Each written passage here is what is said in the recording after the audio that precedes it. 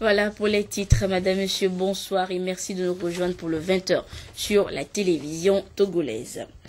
Le 15e modérateur de l'église évangélique presbytérienne du Togo a officiellement pris fonction ce matin.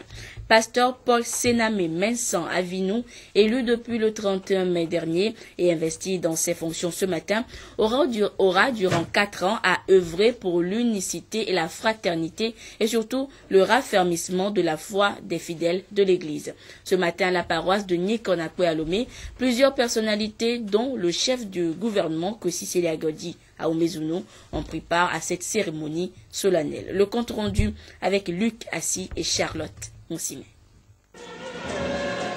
Des chants d'adoration, de louanges, d'actions de grâce ce jour à l'église évangélique presbytérienne du Togo, paroisse de Nikonakwe. La gloire du Seigneur a encore été chantée par les fidèles, au rang desquels le Premier ministre Artem Kwesi Seliagodi à Oumezuno, les membres du gouvernement, un parterre de pasteurs. Et c'était à l'occasion de l'installation du nouveau modérateur de l'EPT. Pasteur Paul Sename Mensan Avinou prend officiellement fonction, celle de veiller sur le peuple chrétien, et ce, suite à son élection le 31 mai dernier. Devant cette auguste assemblée, le pasteur Avinou a professé et juré d'accomplir sa nouvelle mission avec dévouement, engagement et sérénité. Oui, je le promets. Le nouveau modérateur aura au cours des 4 prochaines années à servir sans distinction aucune le peuple chrétien. Les attentes sont grandes. Qu'il fasse tout pour que nos fidèles puissent nous entendre de Lomé jusqu'à Saint-Calci. Qu'il fasse bien la tâche que Dieu lui confie, pour sa gloire et pour la gloire de tout le monde. Je remercie Dieu de nous avoir donné cette occasion. Dans sa toute première adresse à ses brebis à qui il promet obligation de résultat, le berger Sename a partagé sa vision et les grandes lignes de son programme. Il entend proscrire tout au long de son mandat l'autosuffisance, l'autosatisfaction devant le titre nouvellement acquis, la confusion entre les notions d'autorité et de pouvoir, les considérations ethniques ou tribales et bien d'autres encore. Il espère les grâces divines nécessaires pour continuer l'œuvre déjà entreprise par ses prédécesseurs. Dans sa prédication, le pasteur Mensan Avinou s'est inspiré de l'évangile selon saint Matthieu au chapitre 18 versets 21 à 35 pour exhorter les fidèles au pardon, gage du bonheur et de l'épanouissement. Vous pourrez pardonner à vos prochains 490 fois. Non, ne me répondez pas. Je sais que vous ne pourrez pas me répondre. Suivre Jésus n'est pas chose facile du tout. Mais tu vas de succès en succès. Si nous vivons pour Christ. Si nous mourrons pour Christ. Donc si nous savons que nous sommes en train de vivre pour Christ, nous avons l'obligation de nous soumettre à ses lois, à ses prescriptions, à ses recommandations. Et voilà la loi, voilà la prescription, voilà la recommandation. Pardonnez-vous ou non, pardonne à ton ennemi. Nanti d'une maîtrise et d'un master en théologie, le pasteur Paul Sename Mensan Avinou est le 15e modérateur de l'église évangélique presbytérienne du Togo. Natif de la préfecture de Kloto, marié et père de 3 enfants, il succède au pasteur Agbenohevi Maouli Awagnon, arrivé au terme de son mandat. Le nouveau modérateur n'a pas manqué de saluer la mémoire du pasteur Emmanuel Kossi Adiavou Ayede, arraché à leur affection quelques jours seulement après son élection au poste de modérateur.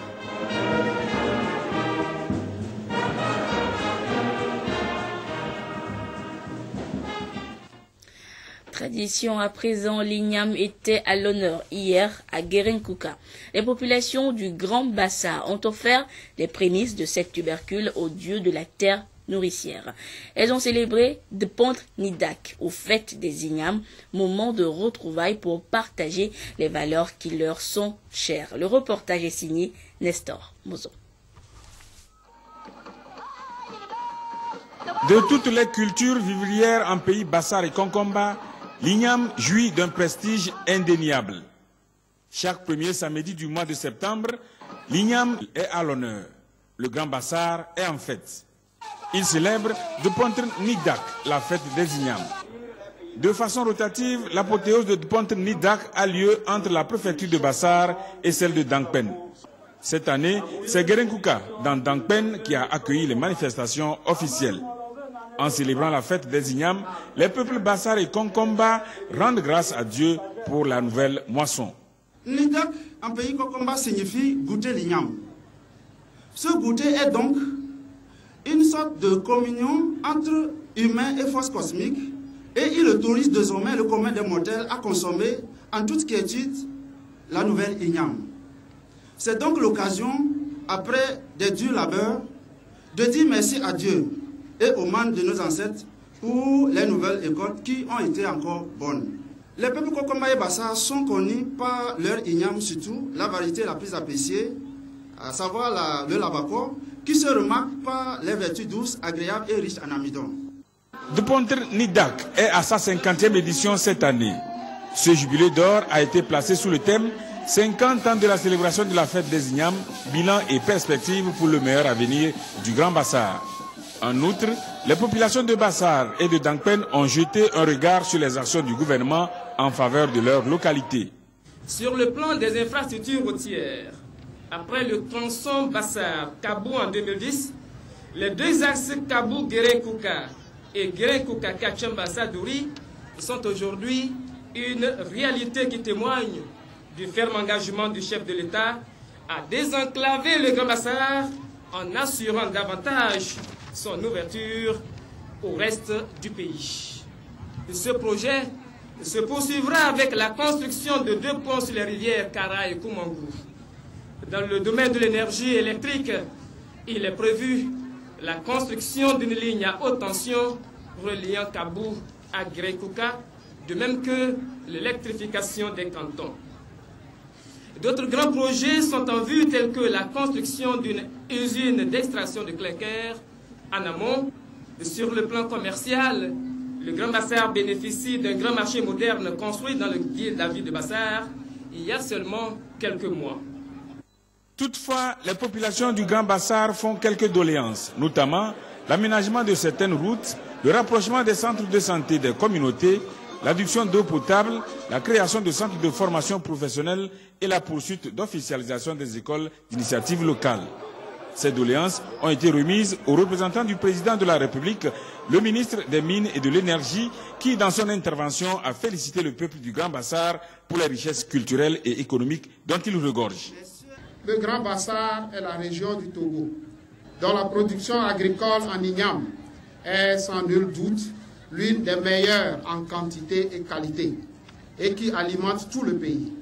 Le Grand Bassar, c'est aussi le symbole de la richesse d'un patrimoine qui offre aux touristes et aux curieux les hauts fourneaux de Bandjeli, signe de la richesse d'un minerai de fer de la région, la danse du feu ou Tebol, qui démontre le courage et la puissance de ce peuple, la réserve animalière de Fazao, Malfakassa et j'en passe.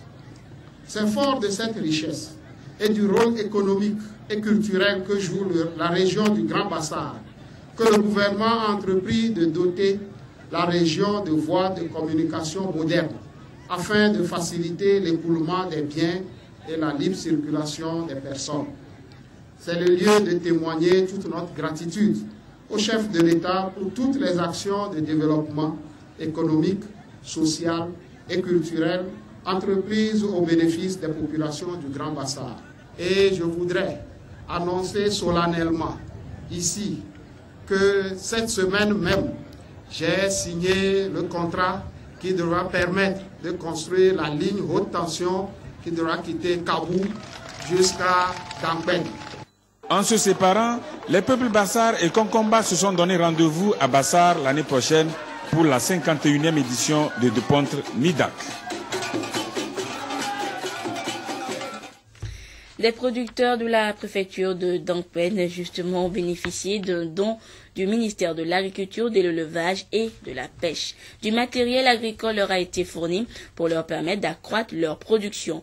Au même moment, les géniteurs ont été remis aux éleveurs et des prêts scolaires octroyés aux producteurs. Nous retrouvons Nestor Mozo. Chaque kit est composé d'une houe triangle, d'une herse pour aplanir le labour, d'un corps-buteur pour le bionnage, d'une charrue pour le labour à plat et d'une charrette pour le transport des produits agricoles.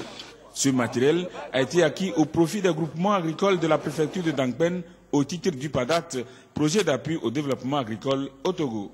On a initié une action pilote de mise en place de la petite mécanisation et puis de la culture attelée dans 2 régions, la préfecture de Dangpen, région Kara et Mango dans les savanes. Et à chaque opération pilote, on a coopté 25 groupements pour pouvoir conduire cette opération. L'objectif, c'est de pouvoir améliorer le mode de travail, augmenter les rendements.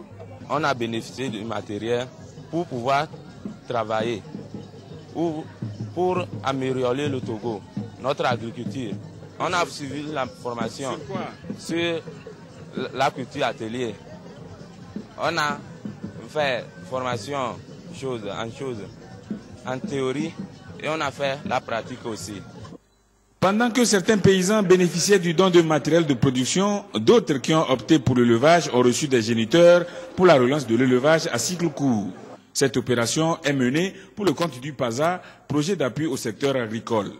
Nous sommes à la 4e séance de distribution de ces géniteurs améliorateurs dans des élevages traditionnels afin d'améliorer d'abord le format, la productivité de l'animal et aussi le matériel génétique.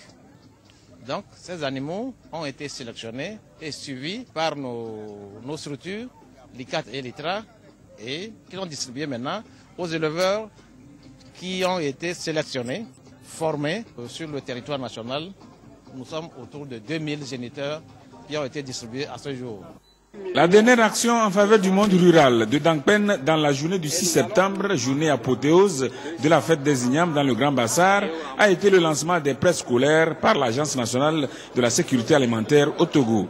L'ANSAT va octroyer des crédits à 34 organisations paysannes à raison de 240 000 francs CFA par groupement.